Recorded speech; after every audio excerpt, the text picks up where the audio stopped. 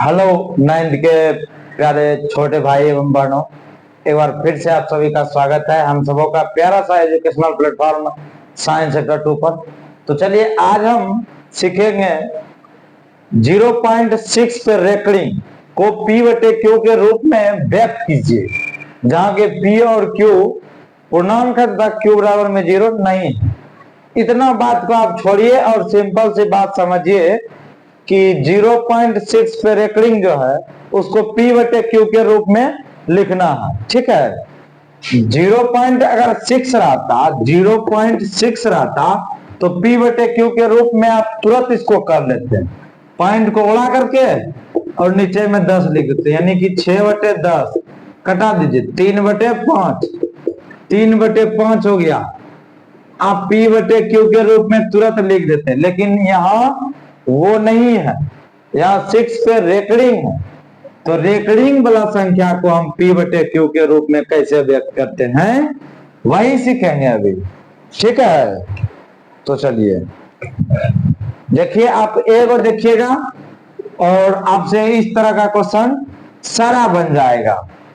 यानी कि कहने का मतलब आप अगर 0.6 पे रेकरिंग को P बटे Q के रूप में सीख गए तो आप अपने से 0.2 पे रेकरिंग, 0.3 पे रेकरिंग, 0.4 पे रेकरिंग, 0.5 पे रेकरिंग, 0.67 पे रेकरिंग, इस तरह का सवाल आप अपने से खुद से सोल्व कर सकते हैं, जबकि एक संख्या पर रेकरिंग रहेगा तब। ठीक है, और ऐसे 3 तरह का इसमें होगा सवाल, हम तीनों तरह का आपको करवा देंगे। ठीक है, लेकिन आज के वीडियो में हम यही सीखेंगे कि 0.6 पे रेकरिंग यानी एक संख्या पे रेकरिंग रहेगा तो उसको हम P बटे Q के रूप में कैसे व्यक्त करते हैं। चलिए तो आराम आराम से देखते हैं। सबसे पहले किसको हमको P बटे Q के रूप में लिखना है, 0.6 को ना।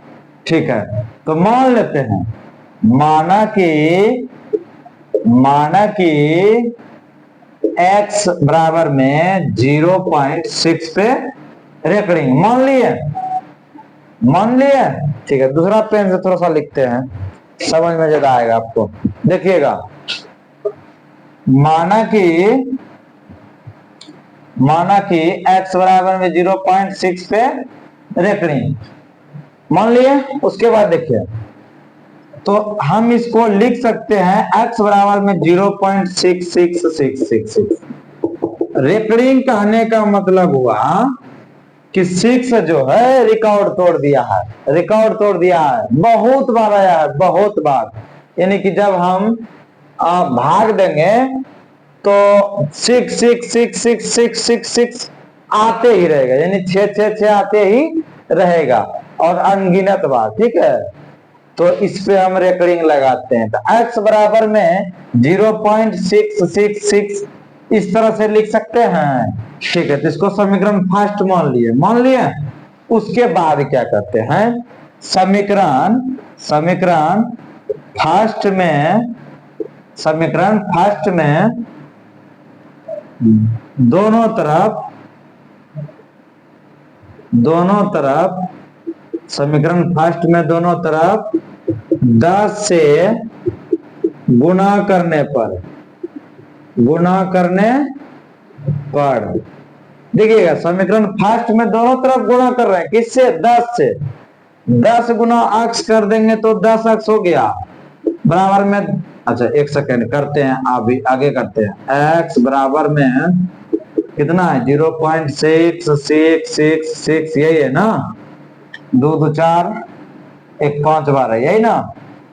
तो इसमें भी हम 10 से गुणा कर रहे हैं और इसमें भी 10 से गुणा कर रहे हैं। ठीक है, तो क्या हो जाएगा, 10 गुना x 10x हो गया, बराबर में 10 गुना जब इसमें करेंगे, जैसे कि मान के चलिए 8.432 ऐसे कुछ है, अगर इसमें हम 10 से गुना करते हैं तो क्या होता है, एक अंक पॉइंट इधर शिफ्ट होता है, इधर से 4 के बाद पॉइंट बढ़ जाएगा।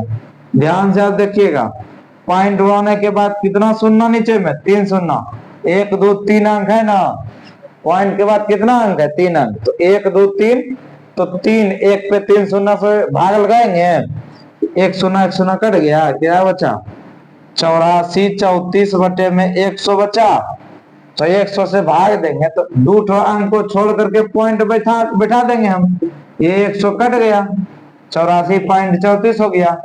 आप यदि गौर से देखिएगा तो 4 के बाद पॉइंट यहां बैठ गया है ना, सेम अंक है, बस 4 के बाद पॉइंट बैठ गया, यानी कि एक अंक बाद बैठा ना।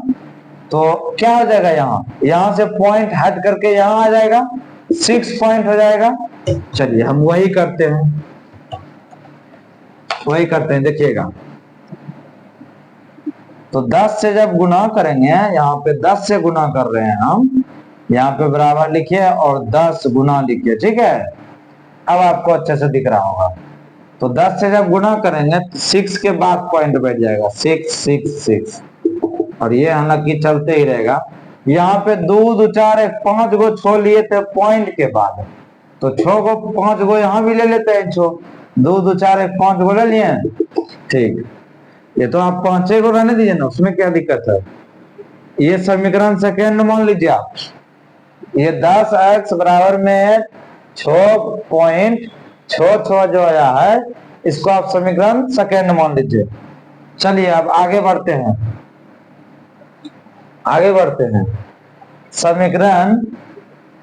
समीकरण सेकेंड में फर्स्ट को घटाने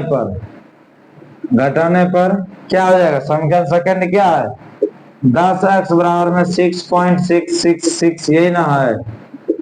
और समीकरण फर्स्ट क्या है, यहां देखिए x बराबर में 0.66।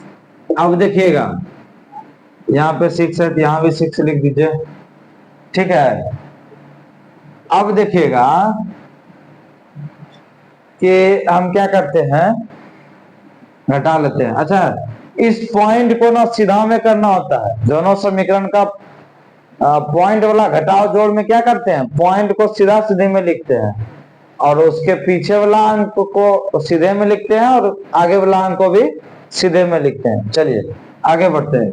10x में x घट जाएगा, कितना बचेगा, 9x बचा।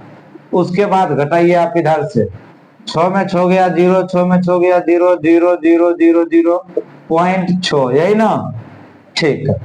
अब क्या बचा, 9x बराबर में 6।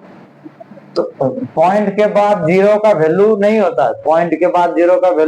है, तो x बराबर में क्या हो जाएगा, 6/9। इधर से गुना में है तो उधर जाएगा तो भाग में जाएगा, 2 तिया 6, 3 तिया 9, x बराबर में 2/3, यानी कि p/q के रूप में निकल गया। तो यही मेरा आंसर हो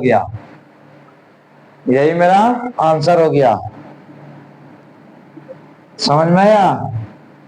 x बराबर में 2/3 निकल गया, यानी कि p/q 0.6 पे रेकरिंग को हम 2/3 लिख सकते हैं, और यही मेरा p/q के रूप में लिखा गया, जहाँ की p और q दोनों पूर्णांक है और q बराबर में 0 भी नहीं है। मेरे ख्याल से आपको समझ में आ गया होगा। हालांकि देखिए एक चीज हम छोड़ दिए बताने के लिए कि यहाँ पे हम 10 से गुना क्यों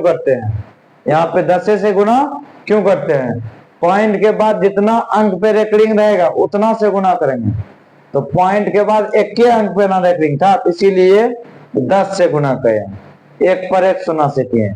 अगर 2 अंक पे 10 रहता है रेकरिंग तो 1 पे 2 शून्य से, यानी कि 100 से गुना करते हैं, ठीक है। तो हालांकि वैसा भी सवाल आएगा, हम अगले वीडियो में करा देंगे, और आज के लिए इतना ही काफी है, ठीक है। चलिए मिलते हैं अगले वीडियो में, तब तक के लिए धन्यवाद।